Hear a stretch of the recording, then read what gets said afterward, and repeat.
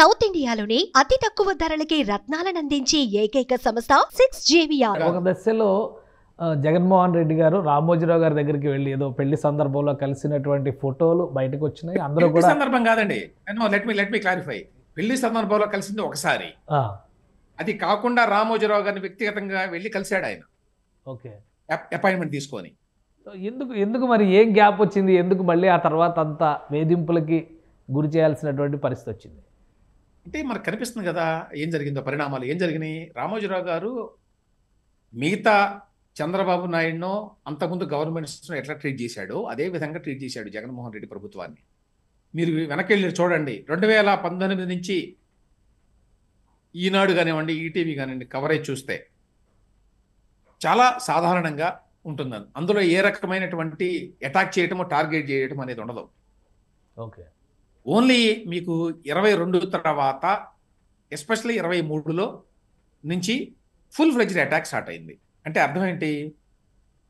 జగన్మోహన్ రెడ్డి యొక్క పాలనని మిగతా ప్రభుత్వాలు లాగానే చూశాడు ఆయన. చూడబట్టే ఏదో చేస్తూ ఉంటారు, రకరకాల నిర్ణయాలు తీసుకుంటారు, వాటిని జస్ట్ రిపోర్ట్ చేశారు అంతే. 23 తర్వాత స్వరం పెంచారు. ఆ తర్వాత తీవ్రంగా వ్యతిరేకించడం ప్రారంభించారు. ఆంధ్రప్రదేశ్ రాష్ట్రానికి ఈయన అన్యాయం చేస్తున్నాడు, ఇతని విధానాలు తప్పు అని అనుకున్న తర్వాతే చేశాడు.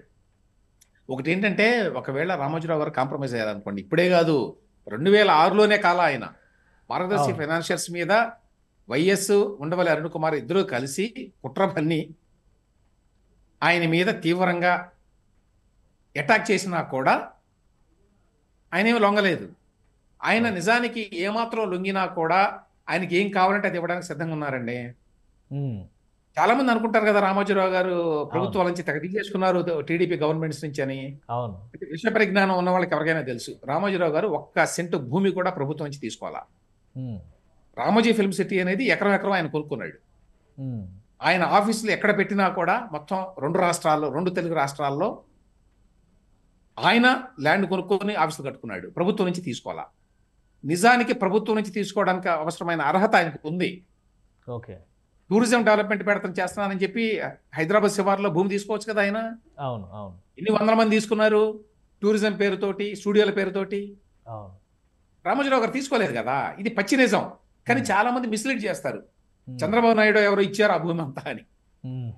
అది పచ్చాబద్ధం. ఆ విధంగా కనుక అయి ఉంటే ఎప్పుడో చాలా మంది గతంలో పిక్కునేవాళ్ళు, మళ్ళీ ఇచ్చుంటే గవర్నమెంట్. అది గవర్నమెంట్ భూమి కాదు కాబట్టి, వాళ్ళ సొంతం కాబట్టి చేయలేకపోతున్నారు.